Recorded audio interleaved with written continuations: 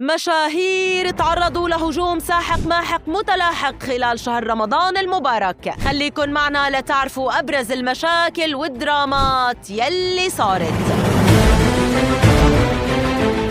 رح نبدأ من مستر بيست العربي أسامة مروة يلي عمل تحدي على كل مشترك جديد رح يوزع تمرة باسم الشخص. سويت اشتراك الآن حنضيف تمرة باسمك نفطر فيها صائم وتاخذ أنت الأجر. الناس والمتابعين استلموا أوسي وصاروا يقولوا إنه لا شو هاد ما بيصير هيك لك أوسي، إنه هاد اسمه استغلال للمتابعين. ما لازم يكون في شفافية لكل هيدي الشغلات اللي عم يعملها. اوريدي نحن حكينا بهذا الموضوع إنه هيدي الطريقة عبارة عن هراء، على عكس بعض الناس يلي شجعت صديق مستر بيست وشافت إنه هاد عمل خير واستثمار جيد بالمحتوى. رمضان هو شهر الخير، سوي اشتراك الآن. خلينا نشوف بكرة كم تمرة رح نوصل. منروح لعند محور الكون الممثلة العالمية قمر الطائي. ما عاد بدك تشوف وشي؟ هيك صرنا هلا؟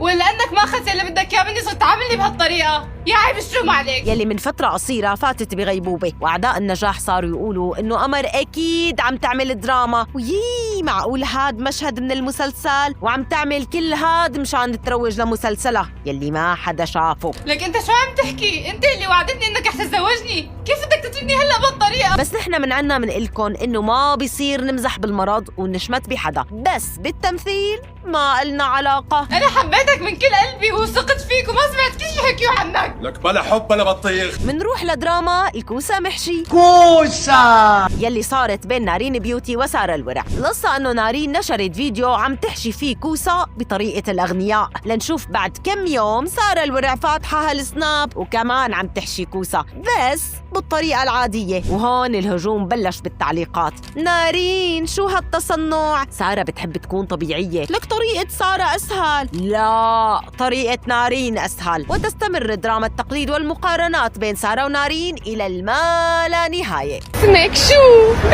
ألونا ولا إليونا؟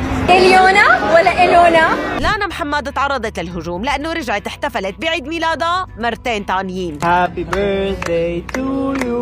الأعمال الخيرية برمضان تعرضت لهجوم كتير من المتابعين على السوشيال ميديا، والبعض اعتبرها رياء، مثل سارة الورع لما وزعت بوكسات أكل وعطت كل جيرانها الأجانب. رمضان هو شهر العطاء، العطاء بالأكل، العطاء باللطف، العطاء بالصبر. وأنس الشايب لما كمان وزع أكل وتعرض لنفس الهجوم الكبير. أما جنى الحفار فتقريبا كل يوم بتروح على الجمعيات الخيرية وبتساعد بتوزيع الأكل، بس حتى هذا الشيء في ناس ما حبته. عليكم ورحمة الله وبركاته. رمضان كريم. جاهزين نبلش فقرتنا اليوم؟